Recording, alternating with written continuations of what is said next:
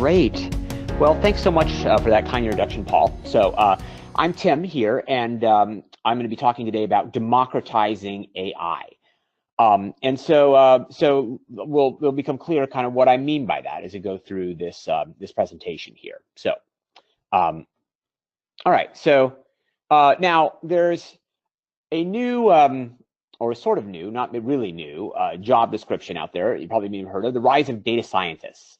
So you can see here in this cartoon, it says before nobody ever cared for math geeks at parties, but now everybody loves math geeks or now data scientists, right? So data scientist actually sounds a lot cooler than math geek. And and actually though, as we can see, data science kind of brings together some of the disciplines that have been with us for a long time, but have, especially in the world of AI today, a lot of new relevance, right? And so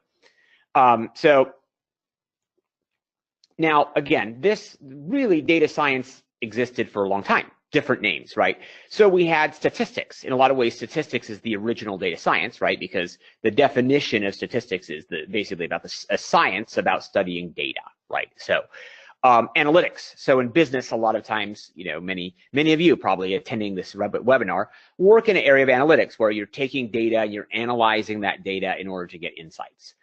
Market segmentation, you know, so you know, there is a number of people in business that are working with that field, and then a lot of that involves data science research, right? So so many different areas in which we come together. But the term data scientist actually came by a couple guys, DJ Patel and Jeff Hammerbacher, which invented this term while the companies LinkedIn and Facebook. And so now, of course, the AI has become a very important term in marketing. So any company, probably most of your companies, if you want to hold your head up, when you go to cocktail parties, if you want to impress your friends, then you have to definitely tell them that you are working something to do with data science and AI, preferably both. And certainly if you watch media or whatever, no doubt you can find every company out there that's going to be telling you, oh yeah, we're going to apply artificial intelligence, machine learning, data science, you name it, right? It's definitely going to be part of there. So, and this is our future here with machine learning, right? Or maybe so. Anyway, we'll probably have a few decades here before the takeover. So now there is now AI has actually been around for a while, believe it or not. You would think, you know, kind of that all of a sudden the thing was invented about 5 years ago. But in fact, AI, or at least some form of AI, has been with us for a while. As a matter of fact, this here, ELIZA, is actually dates all the way back to, believe it or not, to the 1960s. And so, in fact, if I click on this link here, let me just go ahead and do that. So, give me a second here. If I click on this link here, you can see here that it says, "Hello, I'm Elijah." Now, ELIZA, I'm sorry, is supposed to be a therapist, like a counselor, right? So it said, so if I type in something, then something along those lines that you might say to a psychiatrist. So that is quite interesting. Now, a Rogerian psychotherapist is actually a type of therapy that in which it's essentially just supposed to help provoke more kind of elaboration by the person under therapy, right? So, you know.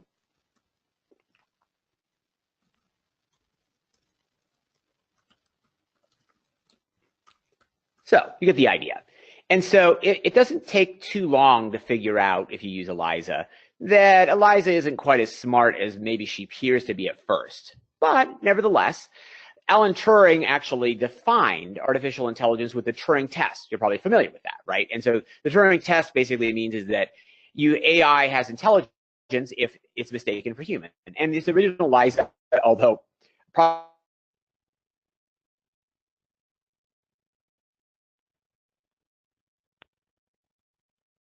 I think we may have lost you, Tim. Back into the 60s. So, oh, can you hear me now?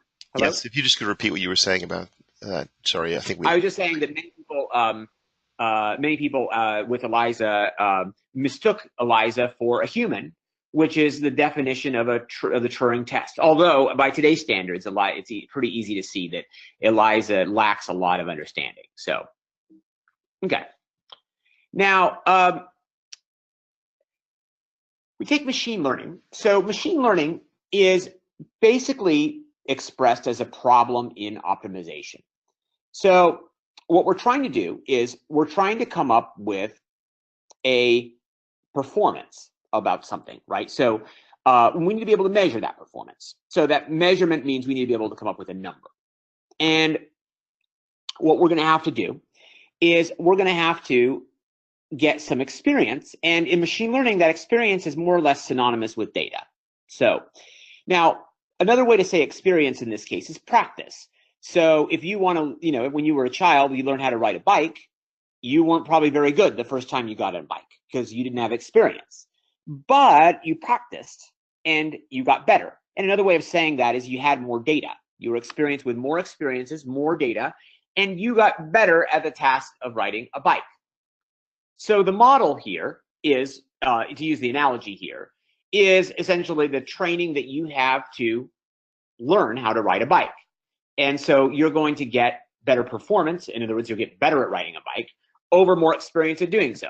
Now, in machine learning, the way we can look at that is with data, right? So we have a model M that will give you better performance over the data. Well, that seems pretty obvious, right? It's like, okay, so all right, that's what it means. But in fact, it is quite different than the way we traditionally develop software. Traditionally, the way we develop software is you write some code and it does what it does. It doesn't get better as you run it more times. It doesn't get better with practice. It does what it does, right? If you have a program that's going to convert, say, one file format to another, you can run it one time or 100 times. It does the same thing every time. It converts it from this file format to that file format. And it doesn't somehow get better at the task of conversion because you run it more times, right? So in that sense, that kind of conversion program is not machine learning. But again, it's a bit of a paradigm shift now as we're developing software that incorporates machine learning. Now, machine learning involves a lot of linear algebra. So probably most of you had courses in linear algebra in your college. And some of you are probably thinking, oh my, I'm trying to forget those courses, right?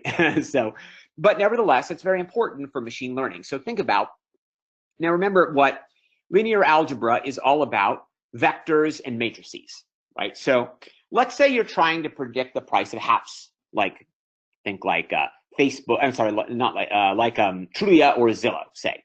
So Trulia or Zillow, right? So Trulia or Zillow, they are going to tell you how much your house is worth, and of course you probably disagree. They say your house is worth, say, 500K, and you say, no way it's worth that. It's worth way more than that, right? So that's, but that's what we all like to say. Anyway, they're trying to predict that. And to do that, they have to take certain aspects of your house, right? So we call those features, right? So for example, your house has the square footage, it has a number of bedrooms, etc. So basically every house is essentially a point, a data point. And each of these things is called the features. So if you want to represent one particular house, say your house, you can represent it by these features: your square footage, your number of bedrooms, all these things. That's a vector. Now, Zillow, Trulia, they have lots of houses, not just yours. And so those can be represented by H1, H2, H3, etc. And so really we're talking about a matrix. And as we know, linear algebra is all about matrices, right? Or matrices. So we have n by m, our features and our rows into the number of houses. Now, one very common way that we do machine learning is called neural networks. Neural networks are patterned after the human brain. And so they're excellent for recognizing patterns and also for dealing with sensory type data. Now, these are been around for a while, but have been reinvented recently through the advent of what we call deep neural networks or deep learning. Many of you are probably familiar with that. Deep neural networks have a promise of being able to do a more abstract representation of our data. So let's say you're trying to develop something that recognizes faces, right? So again, we're going to be learning from lots of pictures of faces. So we have that. But when you look at someone's face, you don't think of it in low-level terms like, okay, so this pixel here is this. You don't think about those terms. You think in very high level terms. My friend Bob has a big nose or something like that, right? So you have a high level representation of that. By having cascading series of multiple hidden layers, that enables us to form together various low level parts to higher and higher and higher level representations in order to accomplish a task of facial recognition. So there is a demo here that I think I will probably quickly click on it, but for the sake of time, I'll leave that for you to try it out later. It's called Quick Draw with Google, and so what this will do is that it says that you can draw a radio, and then if you click on that, you try to draw a radio, and it will try to see if it can determine what you're trying to draw, and it's surprisingly fast at what it does. So you can go ahead and give it a try. There are also a Google Assistant demo here that I'll let you look at a little bit later, which allows you to do a system for natural conversation. So we can go ahead and look at that. Sorry, I couldn't guess it. Okay, yeah, so that was Google. I didn't actually press that in. So this is an AI system for doing tasks over the phone. So you can go ahead and check that out. Now, the 80s and the 90s saw that neural networks were not the preferred approach. Other approaches were considered better. And part of that is because of the scale, right? So because of the data size we had, model size, accuracy was better with other approaches. But now we have more compute, and that has changed the equation altogether. We also have tools for scalable machine learning. So this means we're talking about scalable. We're talking about the ability to run on large clusters.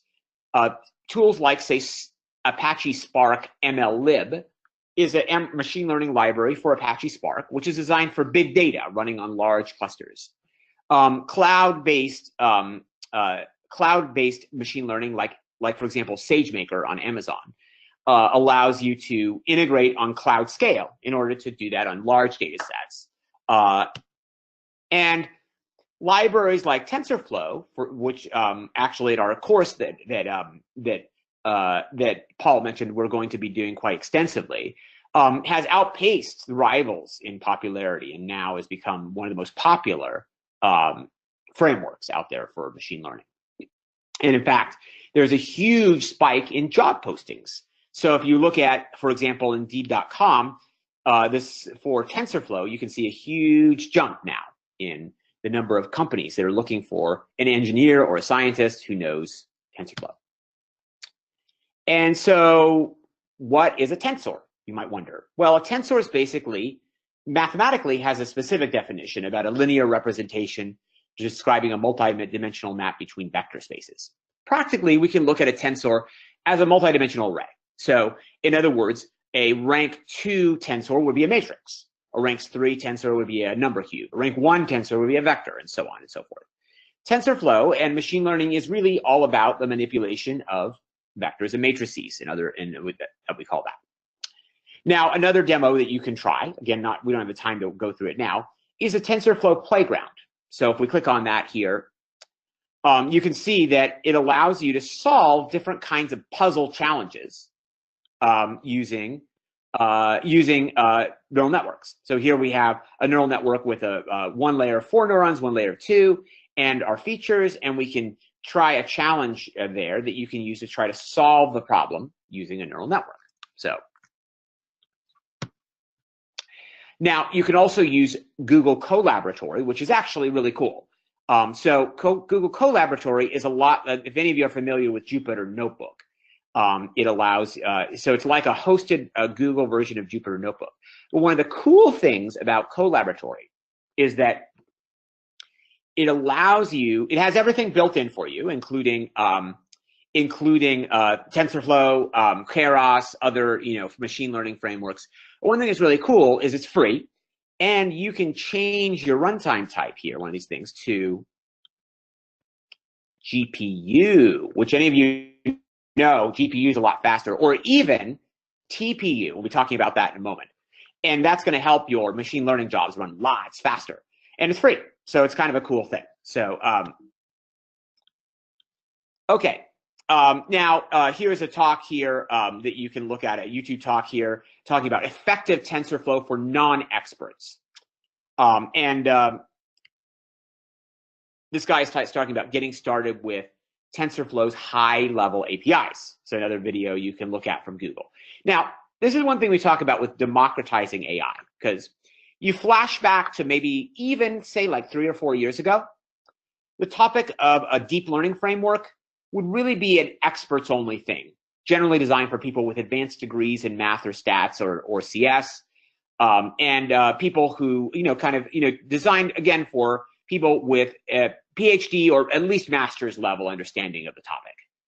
But now we are looking at talks that are related for everyday people, right? So not people with advanced degrees. Of course, advanced degrees are great. No, I'm not knocking that. But again, it is democratizing now so that basically ordinary developers, ordinary analysts, ordinary professionals are able to use machine learning at somewhat of a higher level, perhaps, but nevertheless, as part of your everyday flow of work. So that's what we have here. So you see here that we're moving toward TensorFlow and other machine learning libraries as being an everyday tool in the box of everyday developers. Now, part of what's made this difference actually is hardware.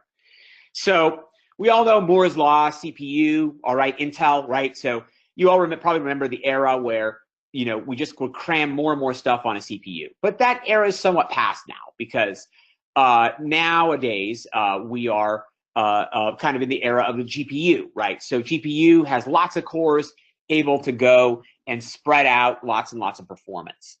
Now, one of the trends, perhaps for the future, is ASICs, so application-specific integrated circuits, where we're going to basically be working on computer hardware around a specific task, like, for example, deep learning frameworks, right? So, and the TPU that we mentioned before is actually one example of that. So now the TPU that we said before on Google Colab, we saw before, you could run your workload on a TPU. It's an ASIC. It's called Tensor Processing Unit, and it's really designed for TensorFlow, but it could be adapted for other machine learning tasks as well. And in certain tasks, it can be faster even than GPUs. So now on Google Cloud Platform, which Colab is kind of a free sort of teaser for, you can run workloads on TPUs. This is another way of democratizing AI, right? Because what at one time in the very recent past, you basically had to be a Google employee to use. Now, anybody can use it, provided you're willing to, supply your credit card to Google for Google Cloud Platform. And of course, for Colab, you don't even have to do that. It's free, right? So it's another sense of democratizing AI. And here's an example of Google's TPU computer here, where it's able to do petaflops on petabytes of data, basically. You can see the example of what we have. Okay, so that's what we have. So now what? What does this mean for you, right? So probably a lot of you guys know Andrew Ng, and spelled NG, right? So he's a great guy, actually. Stanford professor, one of the founders of Coursera, and he has a lot of content there. But he also has a lot of free content on YouTube and other places. He has some great resources for learning machine learning and deep learning that you can use. Now, he also has a book by the name of Machine Learning Yearning, which, if you've ever seen a lot of Andrew Ng stuff, it's actually great. But he's a professor at Stanford, and most of his stuff is kind of aimed at graduate students at Stanford. So he kind of assumes sort of a level of mathematical fluency and that kind of thing. Machine Learning Yearning is not like that. It's actually designed for managers and team leads, and basically gives a lot of advice for how you can use machine learning in your teams, right? And so how to train, how to test, where is the low-hanging fruit. So great book and a great resource for learning about how to use and how machine learning and deep learning AI can be transformative in what you do. So now there is also a deep learning book here that these guys here Ian Goodflow, Joshua Bengio, and Aaron Corville. This is by the creators of another book, Artificial Intelligence. They know stuff, so it's a good resource that you can look at here, deep learning. So, okay, now one of the things I mentioned here is a framework Spark, which is used a lot for distributed machine learning. So you can actually read this book, Spark, the Definitive Guide, and there is a chapter there on the Spark ML lib framework that allows you to take your machine learning and then parallelize that on big data. So this is kind of, Spark is kind of where your machine learning kind of meets your big data. And the two areas are very closely related because a lot of what we see of kind of modern machine learning and deep learning especially relies on lots of data. So there are the area of big data and the area of machine learning are nowadays very much intertwined because to do machine learning, often you need big data. And, when you're dealing with data, you can do kind of simple kind of data transformations and aggregations and other things, which is important too. But a lot of the driver around big data has to do with machine learning. So another good book that you can look at here, this is O'Reilly text by Alice Zheng, is called Feature Engineering. So it talks about pre-ML steps. So basically, when we're dealing with machine learning, really what we're dealing with is data. And a lot of people ask me, how do I get better results from my machine learning? And I tell them that there's a lot of things that go into that, but the main driver of your results is your data. So that's by far, and like not even close to be the most important thing. So good data will give you good results. Now, so that means that the driver of success in machine learning really is going to be the area around going between whatever your data sources are, your database tables, your CSV files, all the whatever you might have as your sources, and getting from there to the inputs of your machine learning model. So you give me a good set of inputs to my machine learning model, and it's good, then that makes our life really easy in getting great results from our machine learning model. This book tells you kind of the missing step to how to get from that point A to point B. So it's a good resource and that's called Feature Engineering. And so it talks about how to select the right features, how to transform your data into make you kind of the features in the right kind of form that will get you good results. So now Andrew Ng again tells us that AI will change the world, and I don't think you have to be a professor at Stanford to see that that's obviously the case. In fact, AI is already changing the world, right? So every time you pick up your phone, right, you are using AI because most of the applications on your phone are using AI. Now, there's a lot of different approaches to AI, and many of them are relevant, but deep learning is becoming the go-to methodology, at least by today. Now, something else tomorrow could come up. Again, this is a very dynamic field, but deep learning is becoming the go-to way. So now, if we have a problem that we're trying to solve with AI, believe it or not, you're probably not the first person to try to solve that problem. So what do? Well, start out by reading papers. So somebody else has probably worked on your problem. So, and then you'll be able to learn kind of the lessons that that person had on your problem and see what they did. And hopefully you can reproduce their results. A lot of times a paper will give you a GitHub link that you can use to just go ahead and grab some of that code. So,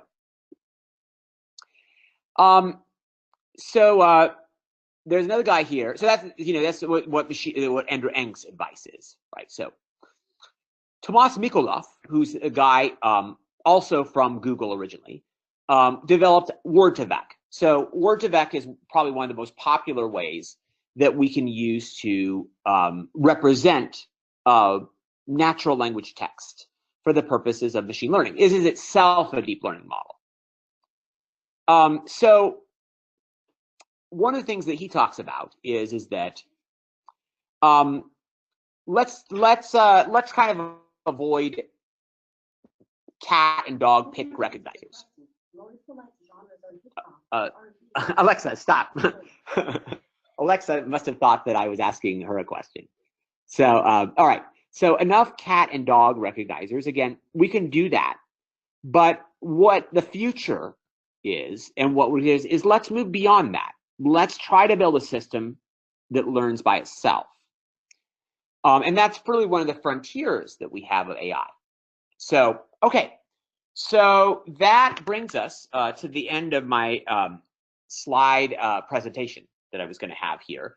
Now, I'd like to take any questions that you may have. So now is the time for that. So let's go ahead and get to that. So, Tim, I'll just start with a question. What is in your view, the biggest call it breakthrough, for lack of a better word, and something that listeners need to be most aware of that, let's say, is happening now? I know it's a big question, maybe rather generalized, but can you put your finger on, say, the biggest ahas that developers and people in the tech world need to be familiar with?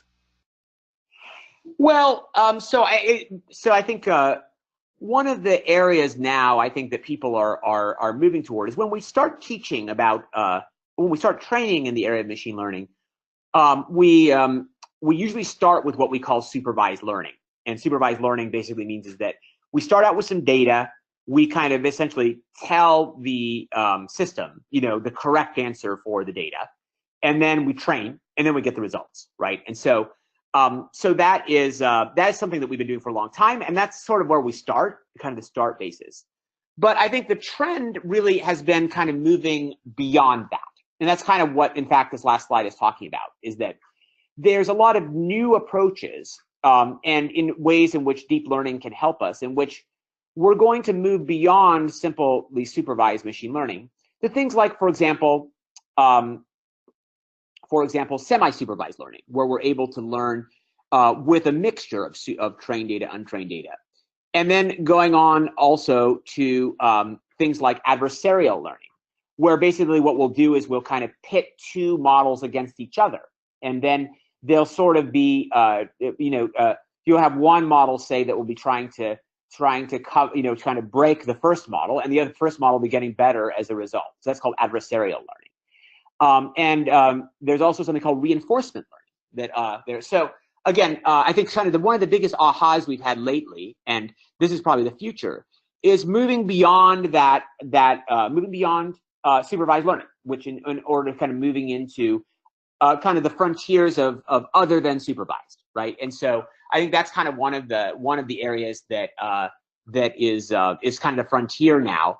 And I think right now we're sort of at the verge of a place of sort of moving beyond a lot of these traditional methods into some kind of a new set of methods that we're just kind of at the beginning of trying to understand their value. Right? So, as a follow-up to that, it is actually, and it's a kind of interesting question, because I've talked to many people, and I've always said, or I shouldn't say always, I've recently said, to me it seems that Google, quote, will be the winner because it has such massive sums of data, whereas I think it's 41,000 questions are being asked on Google every minute. And obviously Amazon is a massive player, but the question I've always had is, well, it seemed to me that Google would, quote, win simply because it had more data to analyze. But what you're pointing out is maybe there are other ways in which others, I'm using Amazon as an example, IBM, etc., Apple, Facebook, can win that battle for better results. That's a really good point. Of course, right now, data is really like the currency of our era, right? So, believe it or not, data is really probably worth more than cash, right? So, if you were going to start a company and you had a choice between getting lots of cash or lots of data, choose the data every time, right? Because the data is going to get you is going to get you the cash. So, yeah, I mean, having data right now is the goal, But though what you said though is that one of the reasons why that is because a lot of the methodology we use now is driven a lot of its success due to the petabytes factor, right? Lots and lots and lots of it.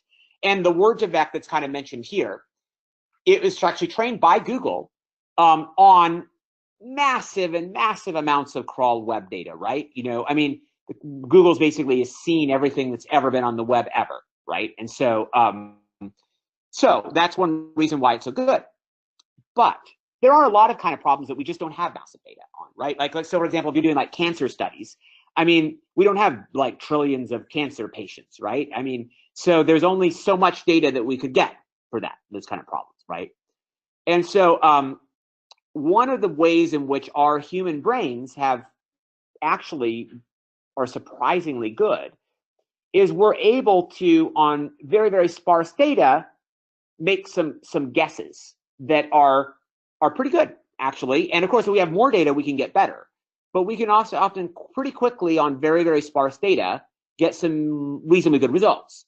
That's one area that AIs are doing some catch up on. But there are some ways that we talked about, and you just said before, where we can try to make use of very, very, very sparse data. In fact, there's kind of some methodologies where, let's say, for example, we have very limited data. But what we can do is we can train some AIs that will be able to generate some other use cases that are sort of like that one, but a little bit different, right? And so what that does is that basically makes the really good use of the very limited data that we have.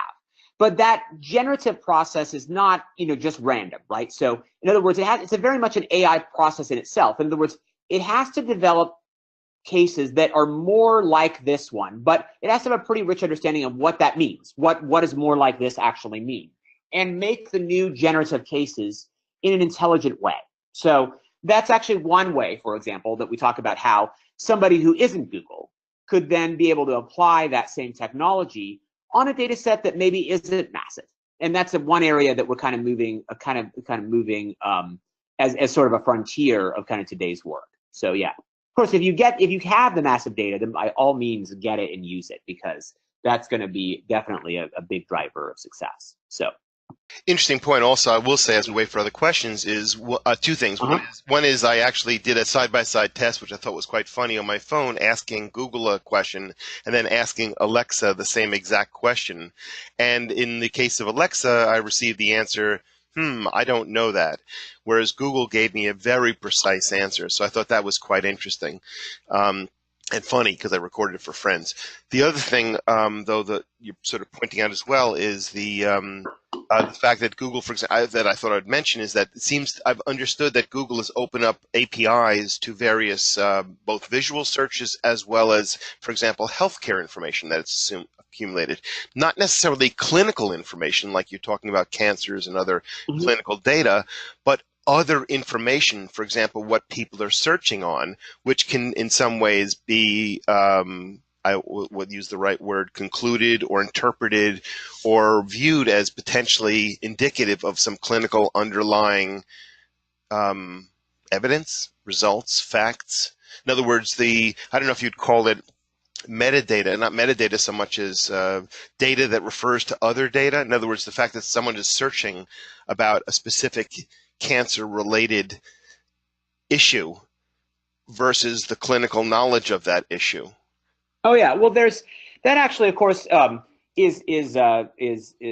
kind of actually brings up a whole series of ethical questions as well, because if, for example, if Google was in fact able to maybe predict by someone's searches that they had some undiagnosed condition, what should they do with that information? So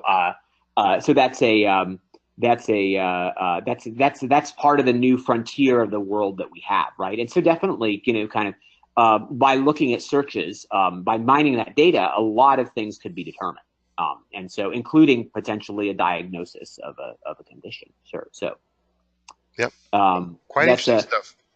Yeah, no, that is interesting. So yeah, but actually, you also mentioned, by the way, and I think it's important to know that that although, of course, most of us don't work for Google, however, many of Google's APIs, if you're willing to cut them a check, actually you can leverage a lot of their internally developed models that they use themselves on Google Cloud Platform. And the same thing actually is true of Microsoft, Amazon, and other cloud vendors as well.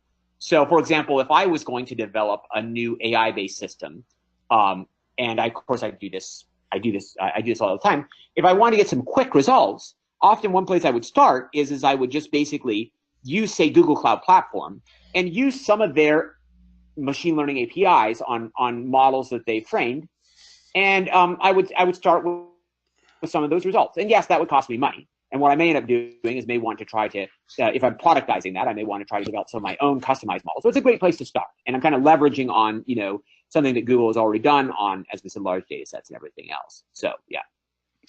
One of the many, what I considered anyway personally, and not to be necessarily completely flattering, was one of your comments that just was really resonated immediately with me, is that if you're going to start a business, start with data rather than money. And that was, interestingly enough, I've had some interactions with a company that is in the healthcare business, and it was trying to raise money, and I made a not as eloquent point, but you made, that if they had the data that they needed, which would have driven everyone to throw money at them, they would have been able to start and launch with virtually nothing. Right. I mean, it's a totally different world.